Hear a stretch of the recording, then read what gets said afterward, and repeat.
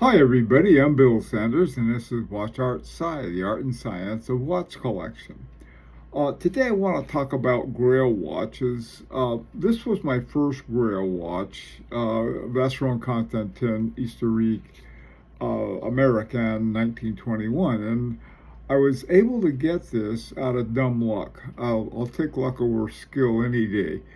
What happened, it was in the middle of the what was called the Asian crisis when China cracked down on uh, Swiss watches, especially coming to the country because they were being used as bribes. So anyway, so they had sent a bunch over there and they sent them back, and they were having a hard time selling them. Not with me, because they knocked off $10,000 off the price, and I was able to get it that way. Now, a more recent Grail, very recently, was this Parmigiani Ovale pantograph. And this was another watch that I never thought I'd be able to afford. Originally, they were $110,000 out of my range. Then they made a econ version for 55,000, which is still out of my range. But then I ran across this, and I said, well, if you ever have one for this much, you got a buyer here. And they said, well, as a matter of fact, yeah.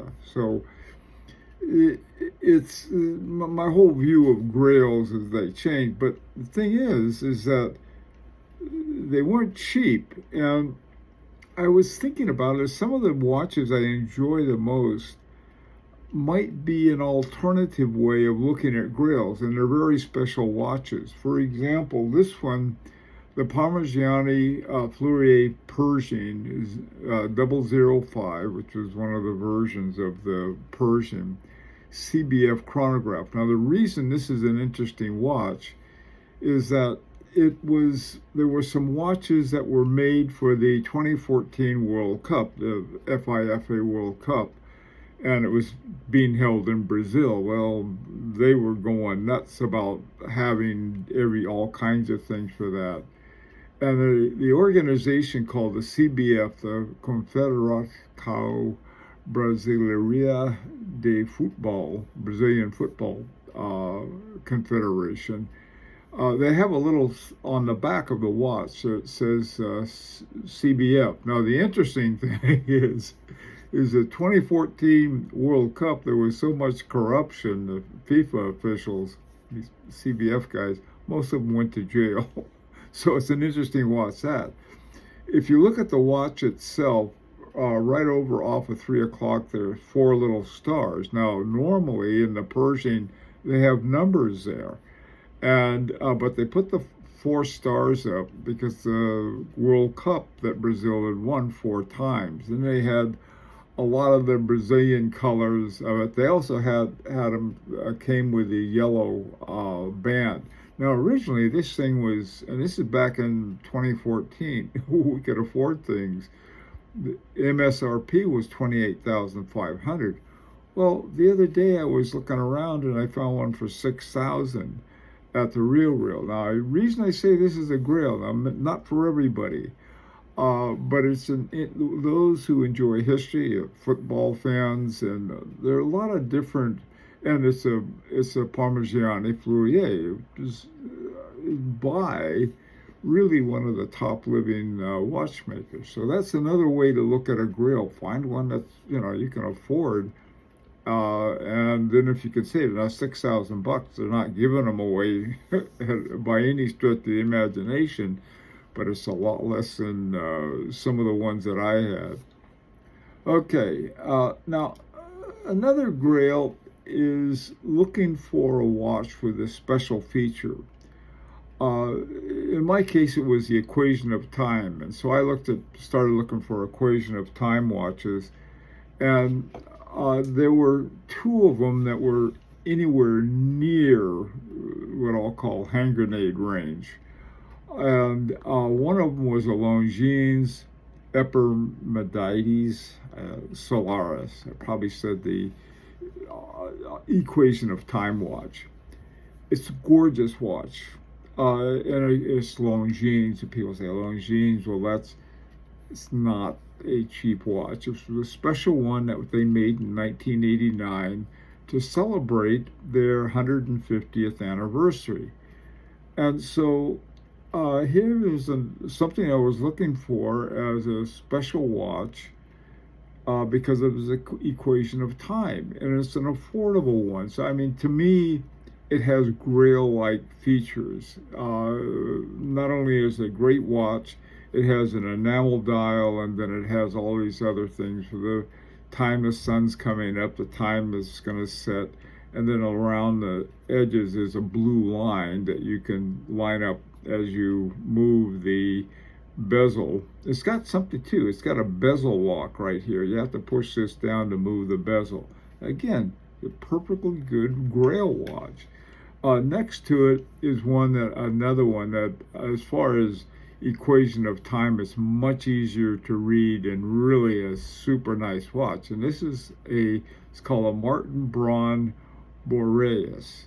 The one I found was a 7750. Again, not super cheap, but not 10, 20, $30,000. Okay, good watch. And that's so for Grails, again, looking for Grails that are something other than the real expensive ones that oftentimes people have. Now this next one, this is the Model 42 from Paul Gerber.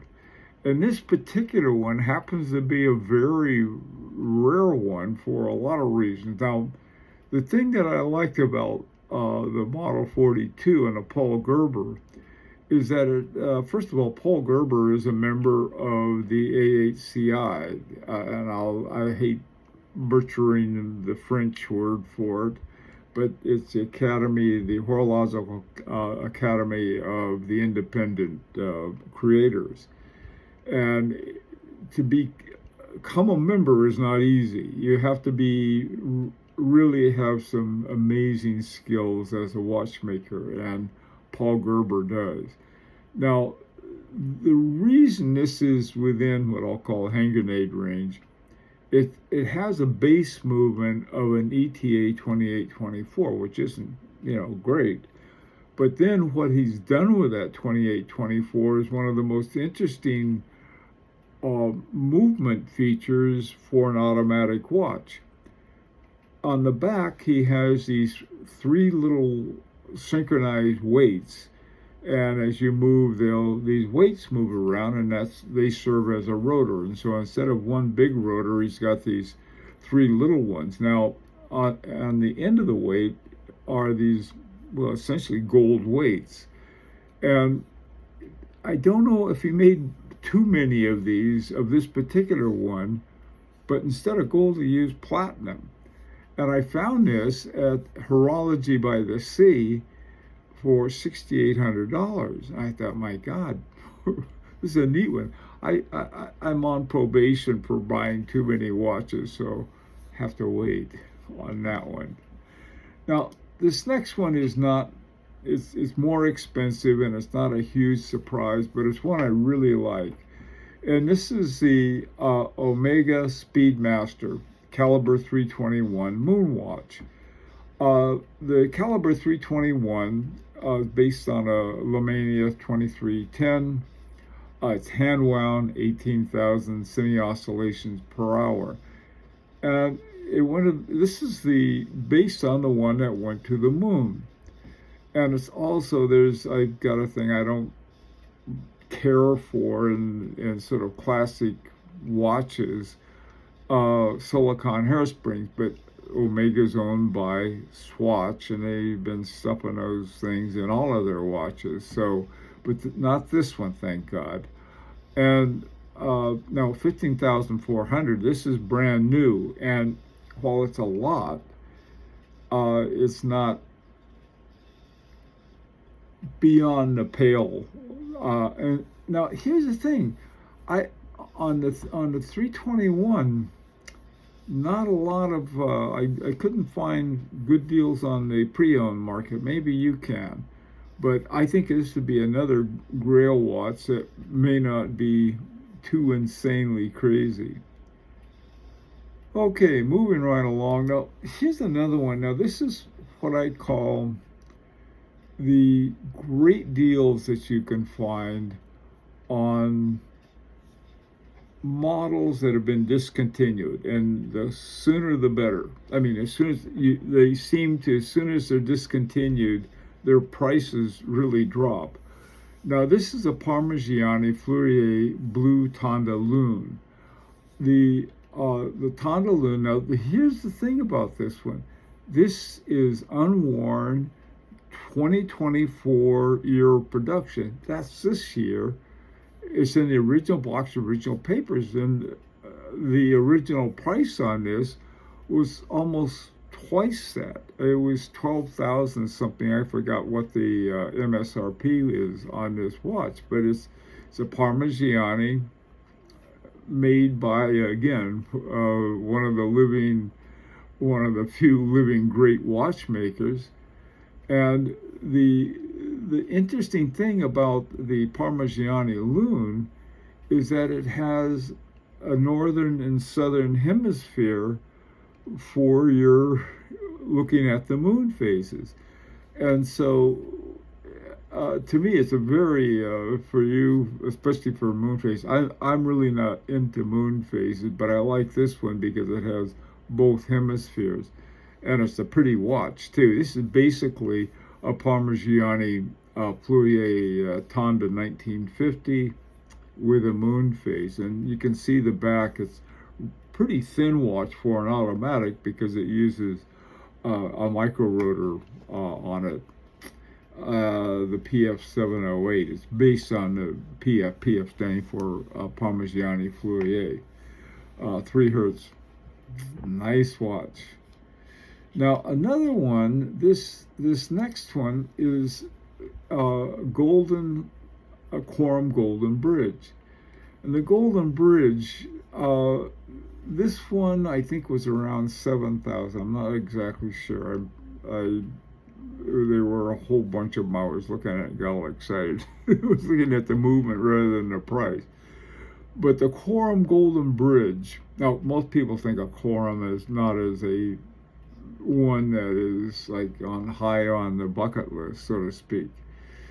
But I'll tell you, this watch is the Golden Bridge for Quorum was originally designed by Vincent Calabrese. And so here you have a movement he was one of the co-founders of the AHCI, the Independent Watchmakers Group for elite watchmakers. And I tell you, to have a movement that you can look at with the the whole thing laid out, I think is really cool. It's an automatic. This version is an automatic, which is wild. There's a really good article, a deconstruction on the Naked Watchmaker. I got one of the pictures from it on that. By the way, if you're not familiar, take a look at the website for Naked Watchmaker. He's got all kinds of great stuff there. Anyway, this was Quorum Caliber CO313. Another one this is very, relatively speaking, it's very inexpensive for a Grail watch. Now, a similar one to that is a Beauvais Monor Ratron with a caliber Valjoux 84. This watch, this is one I happen to have too.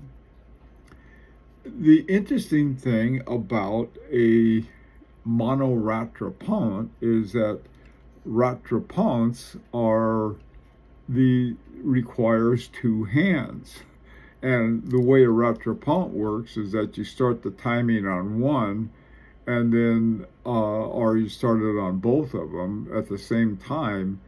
And when one is finished, you hit the button and then it'll stop, and then the other one keeps on going. And when it's finished with whatever you're timing, you click it and then you can see the difference. This is used for like timing horse races or some other kind of competitive thing. Well, how do you do this with one hand? Ratron suggests 2 hands. Well, they came up with this Monor Ratron. By the way, too, This is one of the few vintage watches I have. This is from the 30s or 40s, and it was from a group of watches that were discovered that were sitting in a crate somewhere, and somebody found them, and they hadn't been used in 70 years. You can see by this, I mean, it totally looks brand new, and I was able to get one, and this is just, it's a fascinating watch. It's really the only chronograph that I have, unless I talk myself into grabbing that one that the football one. Anyway, well, listen, the point that I'm hoping to make here, I hope I did make, is that there are a lot of other Grail watches that are really interesting and really not expensive. All right. Some of the ones I have, I gotta admit, they're fairly pricey, but that doesn't mean that they're any better of a Grail watch than my Longines. My Longines, the one that they have now is 3,000. I forgot what I paid for this, and it's almost embarrassing to say because it's a watch I like so much.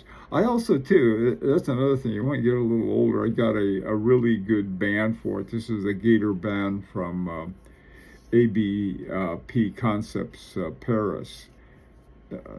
Anyway, well, listen, guys, I'd really like to know what you think, and if you have any ideas or any of these watches that you happen to have, I'd like to hear from you. And if you have some other ideas, girl, people always ask me what I'm wearing. This could be somebody's Grail watch. This is a Beauvais 1930. Love this watch. 7-day, still going. Yeah, still accurate too. Anyway, opportunity to subscribe if you like. Until next time, this is Bill Sanders for Watch Art Side, the Art and Science of Watch Collection.